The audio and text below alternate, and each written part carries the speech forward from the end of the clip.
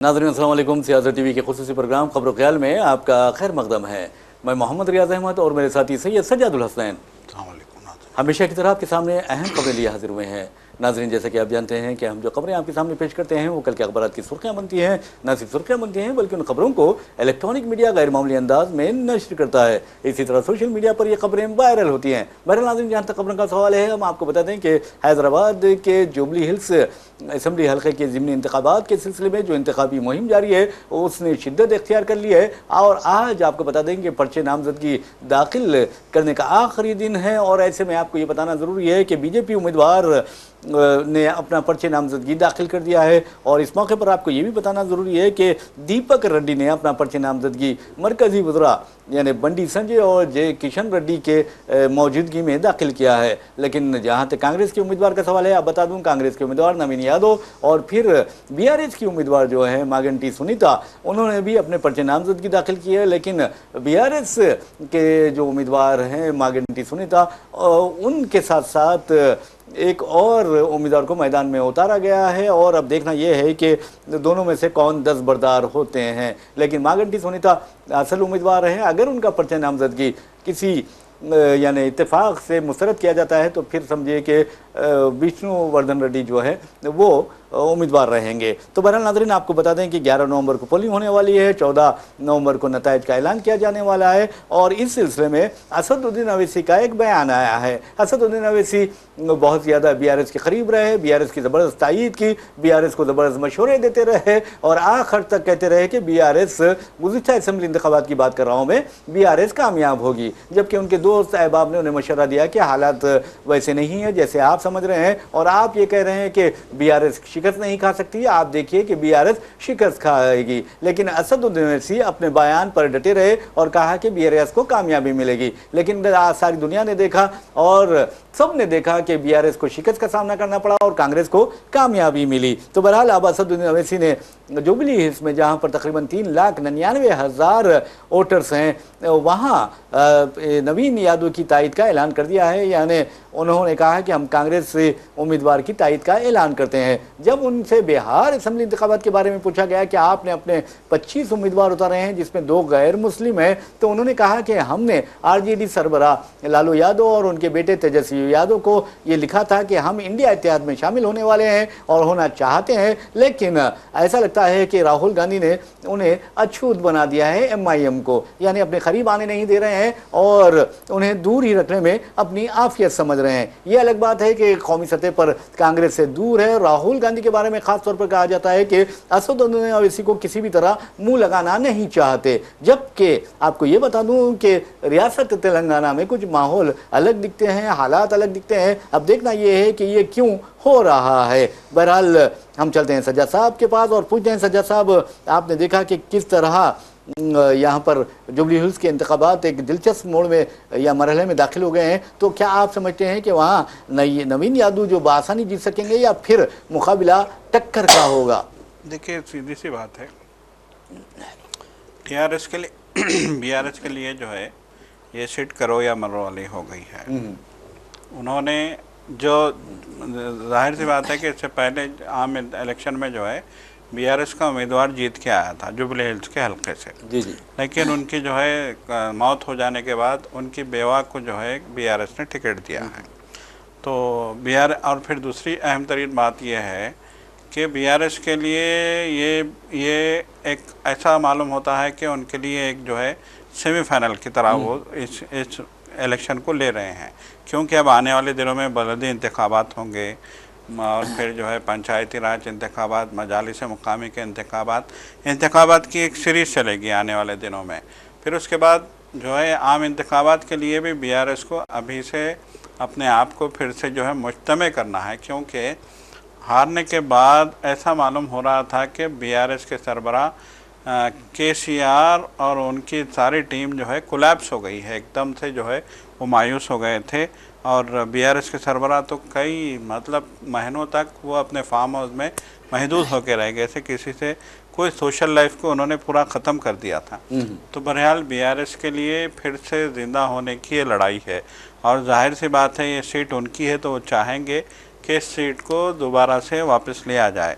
और इधर कांग्रेस ने नवीन यादव को उम्मीदवार बनाया, और कांग्रेस के लिए जो है ये के लिए भी ये लड़ाई जो है वक़ार की लड़ाई है, क्योंकि कांग्रेस इक़्तिदार में है। जी हाँ जी हाँ। और कांग्रेस के उम्मीदवार की जीतने के लिए पूरी मशीनरी को जो है पूरी पार्टी के अरकान को, पूरी जो है सीनियर लीडरशिप को वहाँ पे सरगर्म कर दिया गया है।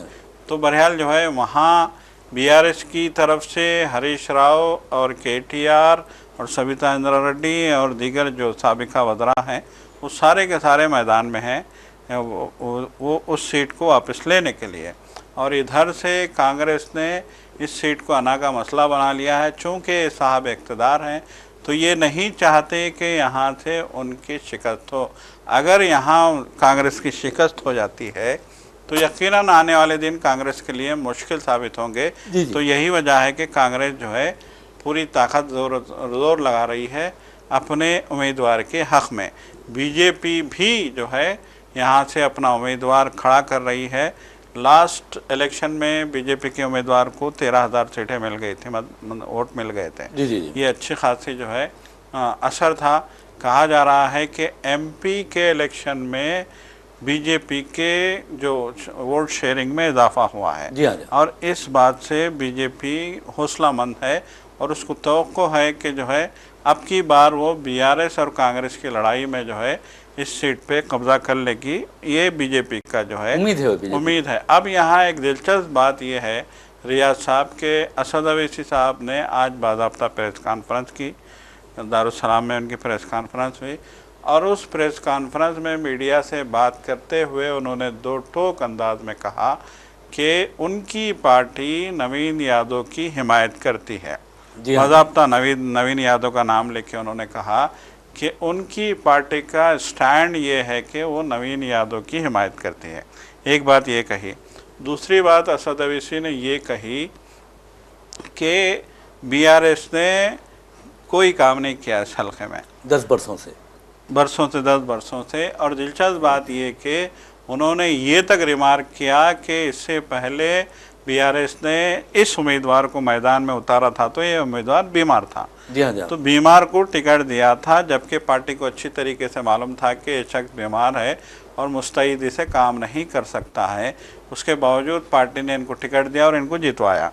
और असद अवैसी का ये कहना है कि जुबली हिल्स नाम से तो जो है पौष इलाका समझी जाती है, लेकिन इस हल्के का एक बड़ी आबादी जो है स्लम में इलाकों में बसती है, एक बड़ी आबादी स्लम बस्तियों में बसती है, और उनके डेवलपमेंट के लिए बीआरएस ने कोई काम नहीं किया। ये असद अवैसी के अल्फाज हैं।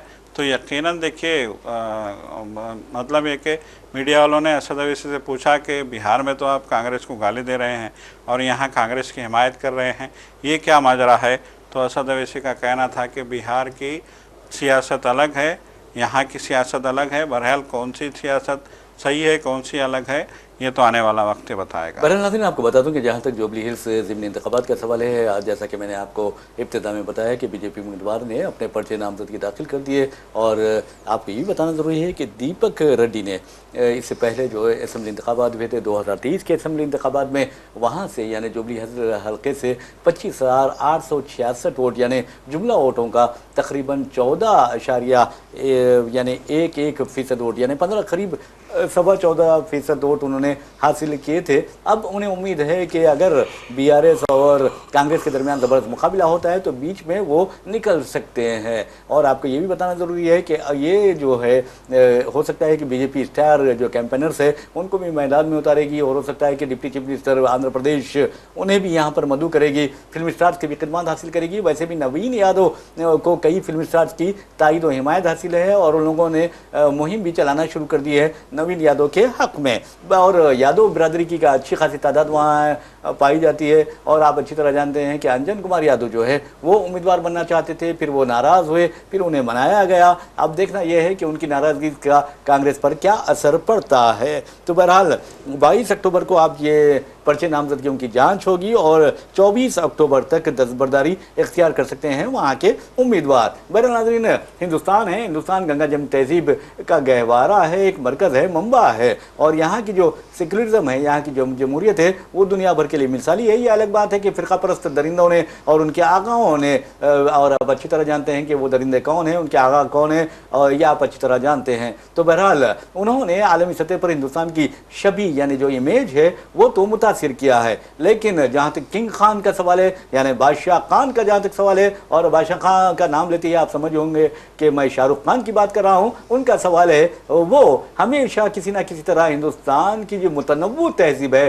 डाइवर्सिटी जो है, यानी कसरत में वहदत का जो तस्वुर हिंदुस्तान में पाया जाता है, वो देते रहते हैं, वो एहसास हिंदुस्तानियों को दिलाते रहते हैं। ये अलग बात है कि योगी जैसे लोगों ने शाहरुख खान को कई मरतबा तनकीद का निशाना बनाया है उनके मुस्लिम नाम की वजह से। आपको ये बता दूं कि हैदराबाद फरखंद बुनियाद यानी हमारे शहर की हम बात कर रहे हैं, ये शाहरुख खान का ननियाल है, और ददियाल की अगर बात करते हैं तो पेशावर से उनके वालिद साहब का ताल्लुक़ रहा है, यानी वो पेशावरी पठान है। तो बहरहाल आपको बताना ये है कि शाहरुख खान ने दीपावली के मौके पर, चूँकि शाहरुख खान की बीवी हिंदू है गौरी खान, और उन्होंने अभी तक इस्लाम कबूल नहीं किया ये कहा जाता है, तो बहरहाल वो हिंदू फेस्टिवल जब भी आते हैं तो घर में पूजा करती हैं, गणेश की पूजा होती है, और शाहरुख खान गणेश के सामने नाचते हैं, गाते हैं। तो बहरहाल इस मरतबा उन्होंने हिंदू देवी लक्ष्मी की पूजा उनके घर में हुई। उसके बाद शाहरुख खान को शदीद तनकीद का निशाना बनाया जा रहा है, और ये कहा जा रहा है जो सारिफीन हैं इंटरनेट के, उनका कहना है अस्तगफिरुल्लाह ये हराम है, क्या भाई आप मुसलमान हैं, ऐसे सवालात शाहरुख खान से किए जा रहे हैं। आपको अंदाज़ा कीजिए, इस तरह के तबसरे करने की कोई ज़रूरत नहीं है। जो फिल्म स्टार होते हैं उनका कोई मज़हब नहीं होता, नाच गाना ही उनका मज़हब होता है, और दूसरी बात पैसे कमाना ही उनका मज़हब होता है। आप अंदाज़ा कीजिए कि बहुत कम केसेस आपको मिलेंगे, जैसे दिलीप कुमार है, उन्होंने अपने आप को, आप देखेंगे कि वो किसी मंदिर में भजन गाते हुए भी शूटिंग में मसरूफ़ हुआ करते थे, लेकिन नमाज भी पाबंदी से अदा करते थे। और हद तो यह है कि उन्होंने हज भी किया। और आपको यही बता दूं कि शाहरुख खान में ये चीज़ें नहीं है, शाहरुख खान बहुत बेबस है, मजबूर है, और दुनिया के लिए दुनिया को नाराज़ नहीं करना चाहते, फ़िरका परस्तों को वो नाराज़ करना नहीं चाहते। तो ऐसे में आपको तबसरा करने की कोई ज़रूरत नहीं है, क्योंकि शाहरुख खान ये कहते हैं ना हिंदू बनेगा ना मुसलमान बनेगा, इंसान की औलाद है, इंसान बनेगा। और शाहरुख खान के 3 औलादों के बारे में हम आपको बता दें कि जहाँ तक शाहरुख खान का सवाल है, शाहरुख खान इस मामले में अपने आप को खुश नसीब समझते हैं। मिसाल के तौर पर आर्यन इनके बड़ा बेटा है, और अगर सुहाना की बात करते हैं तो ये बेटी है, और अब्राम जो है वो तीसरा और सबसे छोटा बेटा है। और अब्राम की पैदाइश कैसे हुई है आप अच्छी तरह जानते हैं, मादर मुस्तार यानी सरोगेट यानी सरोगेसी के जरिए उस बच्चे की पैदाइश हुई। तो अब भी है, राम भी है। तो बहरहाल आप अंदाजा कीजिए कि ये एक सेक्युलर खानदान है, और ये जो बच्चे हैं हिंदू भी हैं मुसलमान भी हैं, यानी माँ की हैसियत से हिंदू, बाप के नाम से मुसलमान। तो बहरहाल जो भी हो, इंसान अच्छे हो तो बहुत अच्छा होगा, और जो अच्छा इंसान होता है वो किसी को तकलीफ नहीं देता। तो सजा साहब आप क्या कहते हैं? वैसे भी उनकी फिल्म आ रही है किंग। ये देखिए, ये पहली बार नहीं हुआ है था, इसमें हैरत वाली बात भी नहीं है कि देखिए शाहरुख खान जो है सऊदी अरब भी गए थे अभी हालिया दिनों में। पहली बार ये हुआ कि जो है तीनों खान, आमिर खान, शाहरुख खान, सलमान खान जो है एक ही स्टेज पे नज़र आए। रियाद में प्रोग्राम था उस प्रोग्राम में एक ही स्टेज पे नज़र आए। इन्होंने वहाँ भी जो है जो बातें की हैं वो मतलब एक उनकी बातें देखिए। सलमान खान ने तो जो है सीधे सीधे सलमान खान ने कहा था कि जो है हमें खुशी है, हम किस्मत वाले हैं कि हम यहाँ आए हैं, सरजमीन पे आए हैं। तो शाहरुख खान ने वहाँ भी जो है कोई ऐसी बात नहीं कि उनकी मतलब है कि डिप्लोमेसी या उनकी मजबूरी समझिए आपके, उनका सारा जोर इस बात पे होता है कि कहीं कोई उनके खिलाफ महाज ना खोल दे, यानी डर, खौफ, बेहिसी, बेबसी। बिल्कुल यही कह सकते हैं हम। जी। तो उनका सारा जोर देखिए, वो अंबानी के भी दोस्त हैं, अंबानी के बेटे की शादी में जो है उन्होंने नाचा भी था। अंबानी के खास लोगों में उनका शुमार होता है। अब पता नहीं फ्री नाचते हैं या क्या, लिफाफे के बगैर या लिफाफे के साथ, ये अलग कहानी है। अंबानी से पूछा भी था लोगों ने कि कितने लिफाफे इनके पास गए हैं, तो बहरहाल उसका जवाब नहीं मिला। तो بولنے کا مطلب یہ ہے کہ ابھی حالیہ دنوں جو ہے انہوں نے جب اپنی بیٹی کو لانچ کرنے کا انہوں نے پروگرام بنایا تھا ایک فلم میں، تو وہ تروپتی بھی گئے تھے مندر میں پوجا کے لیے اپنی فیملی کے ساتھ. تو وہ حیرت والی بات نہیں ہے. اس سے پہلے بھی شاہ رخ خان نے کہا تھا کہ میری فیملی جو ہے سیکولر ہے، میری وائف ہندو ہیں، وہ گھر میں جو ہے پوجا کرتی ہیں، اور جو بھی ان کا مذہب کا معاملہ ہے وہ اپناتی ہیں، میں جو ہے کوئی اعتراض نہیں کرتا ہوں، مجھے کوئی اعتراض نہیں ہے، میں بھی جو ہے اپنے مذہب پہ کاربند ہوں. ایسا انہوں نے نہیں کہا ہے کہ جو ہے میں نماز پڑھتا ہوں یا میں مسجد جاتا ہوں.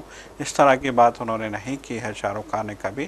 صرف یہ کہا کہ وہ اپنے مذہب پہ عمل کرتے ہیں، مجھے کوئی اعتراض نہیں ہے، یہ بات کہی ہے. تو بہرحال جیسا کہ آپ نے کہا کہ چاہے شاہ رخ ہو، چاہے سلمان ہو، چاہے عامر ہو، فلم انڈسٹری کا تو یہی رواج ہے. عامر کی اہلیہ بھی غیر مسلم ہے، سلمان کے بھی جو ہے اگر ہم بات کریں گے ان کی فیملی میں سارے کے سارے، چاہے والدہ ہوں، چاہے جو ہے ان کے بھائیوں کی جو ہے شادیاں جو ہوئی ہیں، ان کی بہن کی شادی وہ بھی غیر مسلموں میں ہوئے. عامر کی بھی بہن کی شادی، عامر کی شادی غیر مسلموں میں ہوئی تھی.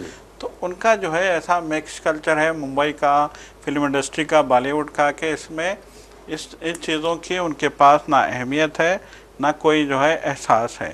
یقیناً آپ نے دلیپ کمار کی بات کی تو اس زمانے میں اہمیت تھی، احساس تھا، اور یہ جو ہے ان چیزوں کی پاسداری بھی کی جاتی تھی. چاہے ہم محمد رفیع کو دیکھیں، چاہے ہم نوشاد کو دیکھیں، فاروق شیخ کو دیکھیں، ہم جتنے بھی قادر خان کو ہم دیکھیں گے تو ان کے پاس احساس تھا، ان کے پاس پاسداری تھی. دیکھیے دلیپ کمار کی شادی کے بارے میں بھی یہ کہا جاتا ہے کہ سائرہ بانو کی والدہ نسیم بانو اس بات کو لے کر بڑی پریشان تھی کہ سائرہ بانو جو ہے وہاں اس زمانے کے جوبلی اسٹار راجندر کمار کے ساتھ جو ہے ان کا معاشقہ چل رہا ہے، اور وہ پریشان تھیں کہ یہ ایک غیر مسلم کے ساتھ کیسے جو ہے یہ جو ہے معاشقہ کر سکتی ہیں. تو پھر انہوں نے دلیپ کمار کو کنونس کیا. تو آپ اندازہ لگائیے کہ اس دور میں اس بات کا احساس تھا، لیکن آج کے دور میں وہ احساس ختم ہو گیا ہے. تو اس لیے ہم جو ہے اس پہ زیادہ تبصرہ نہیں کر سکتے. میں سمجھتا ہوں کہ کامنٹس بھی نہیں کرنا چاہیے لوگوں کو ہر کسی کی اپنی پرائیویسی ہوتی ہے. اب شاہ رخ خان جہاں بھی جائیں، کچھ بھی کر لیں، آپ کو کیا کرنے کا ہے، شاہ رخ خان خود جواب دیں گے. اور دیکھیے زندگی بہت مختصر ہوتی ہے سجاد صاحب. آپ کتنے سال جئیں گے؟ آپ 60 سال جئیں گے، 65 سال جئیں گے، 70 سال یا 80 سال، 100 سال. اب اسرانی کو دیکھیے، آپ 84 کے سال کی عمر میں وہ ان کا دیہانت ہوا. سب کو تو مرنا ہے، سب کو تو جواب دینا ہے، اور کسی کے خبر کا جواب آپ نہیں دیتے. شاہ رخ خان کی خبر کا جواب شاہ رخ خان دیں گے. تو بہرحال ویسے بھی کئی لوگ پیدا ہوئے ہیں ہمارے پاس جنہیں نظر آتش کیا گیا، یعنی ان کی چتا کو آگ لگائی گئی. ہدایت اللہ آپ دیکھیے نام کیسا ہے، ہدایت اللہ، اور ان کو جلایا گیا. نائب صدر جمہوریہ تھے بیچارے. تو اپنے آپ کو بہت زیادہ ماڈرن، بہت زیادہ آزاد خیال یہ کوئی نہیں ہوتا. ہر انسان کو اپنے مذہب سے جڑا رہنا چاہیے، اور جو انسان مذہب سے جڑا رہتا ہے وہی اچھا انسان ہوتا ہے، دوسروں پر رحم کرتا، دوسروں کے ساتھ مروت کا مظاہرہ کرتا ہے، دوسروں کے ساتھ ہمدردی کا مظاہرہ کرتا ہے. تو بہرحال ہم دعا کر سکتے ہیں ہدایت کی، اور کچھ نہیں کر سکتے. ویسے بھی اگر آپ شاہ رخ خان، یہ تو ہدایت اللہ اگر جل رہے ہیں تو پھر شاہ رخ خان ہیں یہ. تو بہرحال ناظرین دوسری خبر کی جانب ہم چلتے ہیں، اور آپ کو بتا دیں کہ امیر قطر صاحب سمو شیخ تمیم بن حمد ال ثانی کا نام جب بھی آتا ہے تو آپ کا یقین مانیے کہ فلسطینیوں کی مدد کے تعلق سے آتا ہے، ثالثی کے تعلق سے آتا ہے. اور اگر پاکستان افغانستان ایک دوسرے کو حیوانوں کی طرح، جانوروں کی طرح مار لیتے ہیں فوجی، تو ان کے درمیان صلح کروانے کے لیے آتا ہے. تو بہرحال اب امیر قطر صاحب سمو شیخ تمیم بن حمد ال ثانی کا ایک بیان آیا ہے جو انہوں نے شورا کونسل سے خطاب میں کیا ہے. انہوں نے کہا کہ اسرائیل میں 2 برسوں سے جو کچھ بھی ہوا وہ سوائے صرف اور صرف فلسطینیوں کے قتل عام، ان کی نسل کشی اور ان کی نسلی تطہیر کے علاوہ کچھ نہیں تھا. انہوں نے یہ بات کہی ہے. اور آپ کو یہ بھی بتا دوں کہ اسی دوران امریکی صدر ٹرمپ کے بارے میں تو آپ دیکھیں گے کہ کس طرح تباہی و بربادی کون کر رہا ہے، اسرائیل. دہشت گردی کا ارتکاب اسرائیل کر رہا ہے، نسل کشی فلسطینیوں کی اسرائیل کر رہا ہے. اور آپ حد تو یہ ہے کہ جنگ بندی کی خلاف ورزی اسرائیل نے کی ہے، اور صرف 2 دن کے اندر سجاد صاحب 100 سے زائد فلسطینیوں نے جام شہادت نوش کیا ہے. اور اب ٹرمپ اسرائیل کو دھمکی دینے کے بجائے حماس سے کہتے ہیں کہ اگر تم نے تھوڑی سی بھی خلاف ورزی کی تو ہم گھس کر ماریں گے. تو یہ شخص پتہ نہیں کیا سوچ ہے، کیا فکر، کیا یعنی ذہنی توازن کیسا ہے سمجھنے نہیں آتا. اور ان کے داماد کہتے ہیں کہ میں نے غزہ کا دورہ کیا اور ایسا لگ رہا تھا کہ یہاں پر ایٹم بم گرایا گیا ہے، جبکہ ٹرمپ کو معلوم ہونا چاہیے کہ 1 لاکھ نہیں بلکہ 2 لاکھ ٹن بموں کی بارش غزہ کے صرف 42 کلومیٹر میں کی گئی. کہ بالکل دیکھیے، ماہرین کا ایک کہنا ہے، جو دفاعی ماہرین ہیں ان کا ایک کہنا ہے کہ دوسری عالمی جنگ کے بعد اتنی بڑی تباہی ہم نے غزہ میں ہی دیکھی ہے. جی آپ اندازہ لگائیے کہ ایک ہوتی ہے عالمی جنگ اور ایک یہاں ایک چھوٹا سا خطہ، ایک چھوٹا سا شہر، اور جس پہ اسرائیل نے امریکہ کی مدد سے، اسرائیل کی توقعات نہیں تھی کہ غزہ کے لوگوں کے ساتھ لڑ سکے، لیکن امریکہ کی مدد سے، امریکہ کی سرپرستی سے، امریکہ کے پیسے سے، امریکہ کے ڈالر سے، امریکہ کے ہتھیار سے اس نے غزہ میں جو ہے تباہی مچائی، غزہ کے لوگوں کو شہید کیا، غزہ شہر کو پوری طریقے سے تہس نہس کر کے رکھ دیا گیا. آپ دیکھیے ایک واضح تفصیلی رپورٹ جو آئی ہے اس میں کہا گیا ہے کہ 85% شہر کھنڈر میں بدل چکا ہے. جی. اور وہاں پہ کوئی جو ہے مطلب یہ کہ کوئی مرمت کا کام نہیں ہو سکتا، وہاں سر نو ہی کام کرنا پڑے گا. اور سب سے بڑا المیہ ریاض صاحب یہ ہے کہ کھجور کے باغات اور زیتون کے باغات کو تہس نہس بمباری کر کے، اب بتائیے کھجور کے باغات اور زیتون کے باغات میں بمباری کرنے کی کیا ضرورت تھی؟ ان کی معیشت کو تباہ کرنے کے لیے دنیا میں کہا جاتا ہے کہ زیتون کے حوالے سے کہا جاتا ہے کہ فلسطین کے زیتون کی بہت ڈیمانڈ ہے دنیا میں، چپے چپے میں بالکل بہت ڈیمانڈ ہے. تو زیتون کے باغوں کو بمباری کر کے تباہ کیا گیا، کھجور کے باغوں کو بمباری کر کے تباہ کیا گیا. دیکھیے کھجور کے بارے میں کہا جاتا ہے کہ کھجور کے پیڑ کو جو ہے بڑا ہونے میں بہت ٹائم لگتا ہے، 20 سے 25 سال اس کو لگتے ہیں، اور وہ 500 سال تک اس کی زندگی ہے. لیکن کس منظم طریقے سے کھجور کے باغوں کو تباہ کیا گیا ہے اس کی مثالیں نہیں ملتی ہیں. اتنا سب کچھ شرانگیزی کرنے کے بعد، اتنی سفاکی کا مظاہرہ کرنے کے بعد، معصوم بچوں کو گولیاں مارنے کے بعد، چھوٹے چھوٹے بچوں کو جو ہے کھانا لینے کے لیے جا رہے تھے ان کو گولیاں مارنے کے بعد بھی اگر اسرائیل جو ہے سرخ رو رکھتا ہے، اسرائیل جو ہے اچھا لگتا ہے، اور ٹرمپ جو ہے حماس کو دھمکی دیتا ہے، تو اس سے بڑا جو ہے اندھا دنیا میں شاید ہی کوئی ہو سکا. اندھا ہی نہیں، اندھا، بہرا اور گونگا، پاگل بھی ہم کہہ سکتے ہیں. بالکل کہہ سکتے ہیں، بالکل. یقین مانیے، ارے بچے مر رہے ہیں، تڑپ رہے ہیں. ارے درختوں کو اگر تم تباہ کر رہے ہو تو ارے سیرت نبی صلی اللہ علیہ وسلم پڑھو. اور میں سمجھتا ہوں کہ ٹرمپ کو دینا چاہیے سیرت نبی صلی اللہ علیہ وسلم انگریزی کی جو ہے وہ ان کو دینا چاہیے. تو تمام جو دشمنان اسلام ہے ان تک یہ کتاب پہنچانا چاہیے تاکہ انہیں پتہ چلے کہ پیارے نبی صلی اللہ علیہ وسلم نے باضابطہ اسلامی افواج کو یہ حکم دیا کہ آپ اگر کسی دشمن کے ملک میں داخل ہو یا دشمن کے علاقے میں داخل ہو تو کبھی عورتوں کو نہ چھوئیں،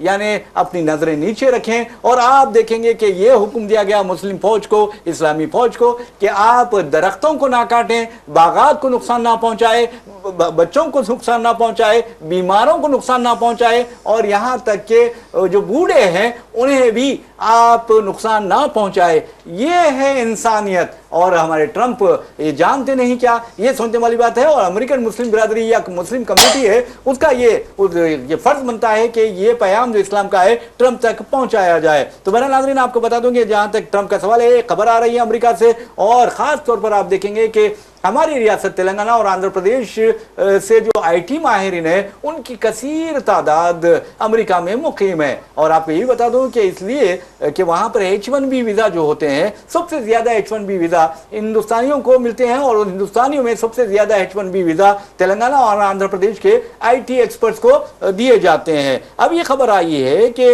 جو امریکہ میں جو H1B ویزے پر کام کر رہے ہیں، جو بیرونی ورکر ہیں، انہیں اب بڑی راحت ملی ہے. اور وہ راحت یہ ہے کہ 1 لاکھ امریکی جو ڈالرز H1B ویزا ہولڈرز کے بارے میں فیس دینے کی بات کی گئی تھی، اس سلسلے میں اب امریکی ہوم سیکریٹری یعنی ہوم سیکیورٹی ڈپارٹمنٹ جو ہے اس نے وضاحت جاری کی ہے اور نئے رہنمایانہ خطوط یعنی گائیڈ لائنز جاری کیے ہیں، جس میں کئی ایک استثنا دیے گئے ہیں اور رعایتیں دی گئی ہیں، اور ہو سکتا ہے کہ اب ہندوستانی بھی خوش ہوں گے اور H1B ویزا پر جو لوگ وہاں پر موجود ہیں وہ بھی خوش ہوں گے۔ ایسے ورکر جنہوں نے F1 اور ویزا کے دوسرے زمروں سے H1B ویزا حاصل کرنے کی کوشش سوئچ کیا ہے انہوں نے، تو ان کو $1,00,000 دینے کی ضرورت نہیں ہے۔ اس کے علاوہ آپ کو یہ بتا دوں کہ امینڈمنٹ کرانا چاہتے ہیں کچھ ویزا میں، یا پھر یعنی ترمیم کرانا چاہتے ہیں، یا چینج آف اسٹیٹس کروانا چاہتے ہیں، یا پھر ایکسٹینشن آف اسٹے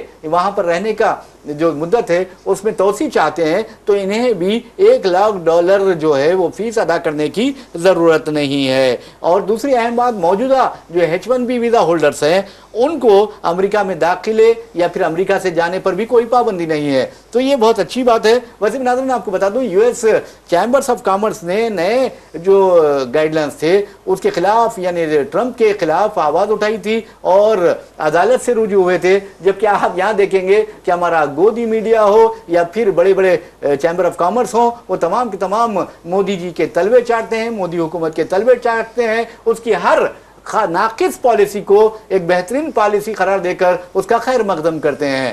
جی یہ دیکھیں، قرار دے خیر مقدم نہیں کرتے بلکہ ناقص پالیسیوں کو بہترین قرار دینے کی کوشش کرتے ہیں۔ جی جی جی تو یقیناً جو ہے یہ امریکہ میں جو ہے H1B ویزا کے حوالے سے جو ہے نئی ہدایت آئی ہیں وہ خوش آئند ہیں، کیونکہ بچوں میں ایک مایوسی کا ماحول تھا، خاص طور پہ تلنگانہ اور آندھرا کے بچوں میں، کیونکہ جیسا کہ ابھی آپ نے کہا یہاں سے بہت بڑی تعداد میں بچے جو ہے خاص طور پہ IT سیکٹر میں کام کرنے کے لیے H1B ویزا کے لیے اپلائی کرتے ہیں اور اس ویزا پہ وہاں پہ جاتے ہیں۔ دیکھیے وہاں کی بڑی کمپنیوں نے بھی صاف طور پہ دو ٹوک انداز میں کہہ دیا تھا کہ ہم اتنے پیسے دینے کے موقف میں نہیں ہیں، $1,00,000۔ اب جیسے کہ یہاں سے ماہرین کو ان کو ہائر کرنا ہے تو انہوں نے کہا کہ ہم ہائر کریں گے، لیکن وہ کیسے $1,00,000 نوکری کرنے کے لیے آنے والا $1,00,000 کیسے ادا کر پائے گا؟ ہم کو ماہرین کی ضرورت ہے، ان کو پیسوں کی ضرورت ہے، اور اس کے لیے ایک سسٹم ہے، اور $1,00,000 کوئی بھی نہیں دے سکتا ہے، بہت بڑی رقم ہے، تقریباً جو ہے $1,00,000 کے آس پاس کی رقم ہے۔ تو انہوں نے بھی جو ہے اس پہ جو حکومت کو زور دینا شروع کیا تھا اور کہا تھا کہ اس سے ہمارے جو مطلب ہے کہ IT کا سیکٹر ہے اس کے کولیپس ہونے کا اندیشہ ہے، خطرہ ہے، یہ بھی بتایا گیا تھا۔ تو بہرحال جو ہے، اور پھر ہم دیکھ رہے ہیں کہ سنڈے کے دن جو پروٹیسٹ ہوا ہے امریکہ میں اس کی بھی جو ہے تاریخ میں نظیر نہیں ملتی۔ تو بہرحال بہت کچھ دباؤ پریشر کے بعد یقیناً جو ہے یہ کچھ ترمیمات آئی ہیں، تو اس سے کچھ راحت کی خبر ملی ہے۔ بالکل آپ نے صحیح کہا۔ بہرحال اسی صحیح بات کے ساتھ ہم اپنا پروگرام خبر و خیال اختتام کو پہنچاتے ہیں۔ اپنے میزبان محمد ریاض احمد اور میرے ساتھی سید سجاد الحسین کو اجازت دیجیے، انشاءاللہ پھر ملاقات ہوگی، پھر بات ہوگی، تب تک کے لیے اللہ حافظ۔ خدا حافظ۔